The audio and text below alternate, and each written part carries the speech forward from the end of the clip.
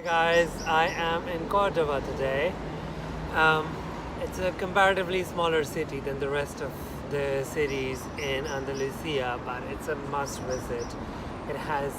I think it's one of my favorites. I love Sevilla, I love Malaga, I love Granada, but Cordoba is very small. It has this very homely feeling that I absolutely love.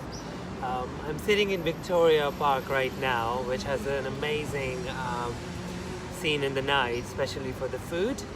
The city is really small, you can easily walk around. I will show you guys what to do, where to go, where to eat, etc. etc. But make sure you do have enough time to come here. I just have one day right now, but since I've been here before, it's going to be a bit easier. And hopefully, if you follow my steps, it will be easier for you too. What other thing I would suggest is I will leave at the end of the video things that I did last time that I'm not going to be doing this time, and that's going to be easier for you guys, but I do recommend at least two days to visit Cordoba. Have fun and let me know what you guys think. Cordoba is quite accessible. You can take the train from Sevilla, Malaga, you can take the bus from Granada, but it even has an airport, but there are no commercial flights at the moment. The most important place in the whole of Cordoba is probably this big complex, the Mezquita Cathedral. It might look small on the map, but it is actually a huge, massive complex. The ticket is quite cheap, you don't really have huge queues. I would recommend coming around lunchtime because that's the time when there are not a lot of people here. The courtyard is absolutely beautiful. I do recommend sitting here, but yeah, there's quite a lot of people here all the time. The reason this place is so fascinating is the contrast, the simplicity of the mosque around this massive cathedral, which to be honest is really beautiful on its own. It's just that it's very wrongly placed in the middle of this rather elegant looking mosque, so it looks kind of cheap. The cathedral still has the remnants of the mosque around it, the Arabic calligraphy, the Moorish style decorations.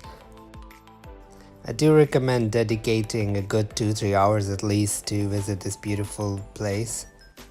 It has so much beauty in it. I mean, it just takes a little bit of time to absorb the full magnitude and the beauty of this place.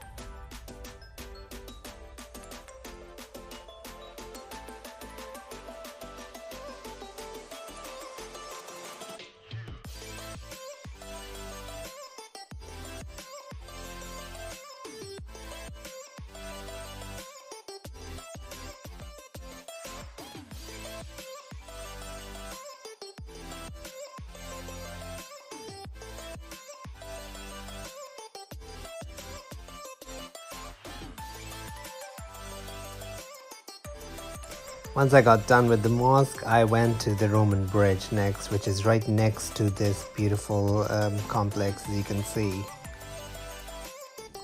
It's a bridge on Guadalajara river. The river itself is not big or huge, it's just a small river, but it's the views from the Roman bridge and the tower on the other hand side. You can even get on top of the tower on the other hand side, but to be honest, this felt like a bit of a waste of time.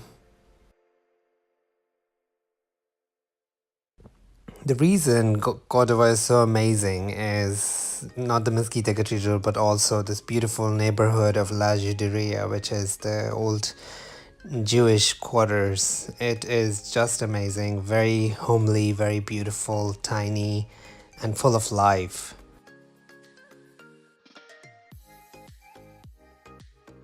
It's not possible that you come to Andalusia and you do not see flamenco.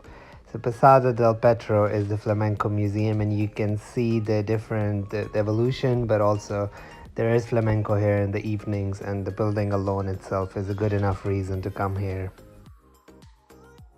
Cordoba is loaded with patios. I'm not gonna give you one name, but there are so many around, and I do recommend a beautiful evening tea here.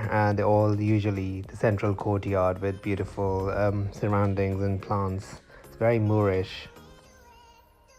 The old Jewish neighborhood also has these two beautiful little streets. One is called the Street of Flowers, which has this beautiful little plaza inside. But the actual star of the show is the view of the cathedral tower from this street. The other tiny street is this Salmorejo Cordobes. It's amazing for an evening drink. The most beautiful 90 minutes of my visit to Cordoba were in this hammam. It's really beautiful, small, but extremely serene. And just the surroundings make you feel so relaxed, so calm. I can't wait to go back actually.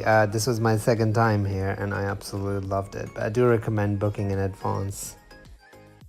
Finally, when you're done with the Jewish quarters, you come out of this door near the tower and you head towards Alcazar, which is the old palace.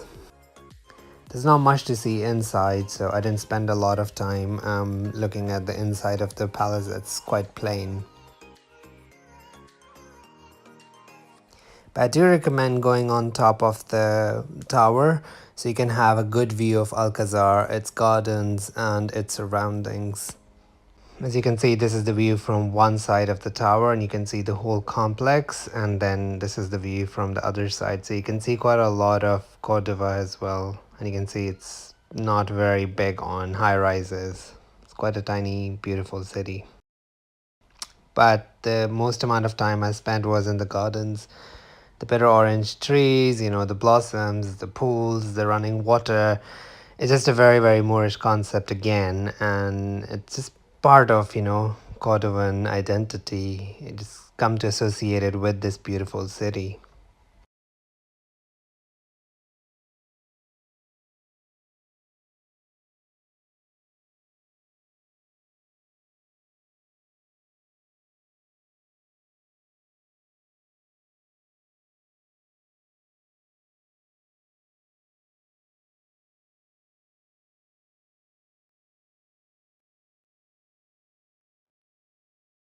Oh, I had some amazing time in this square in the evening. Everyone comes here. It is the social center, and everyone from the city, young and old, they all come here. A lot of the events take place here as well. So Tandias Plazas is where free walking tours start. It also has another quirk, which is the clock, where every hour Antonio Banderas's guitar song comes on instead of the bells. The street in front of Grand Theatre is a lot of festivities takes place. It's a pedestrian street, so there's quite a lot that happens here socially. Right next to the city hall is the old Roman temple, which is still being restored. Victoria Gardens are quite beautiful, but the main attraction here is the market in the evenings, which has bars, food, etc., etc., and it's very central. So I'm leaving a few other places that you must visit that are a little outside the city. Do let me know what you guys think, and do like, subscribe, and share, and I'll wait your feedback. Thank you.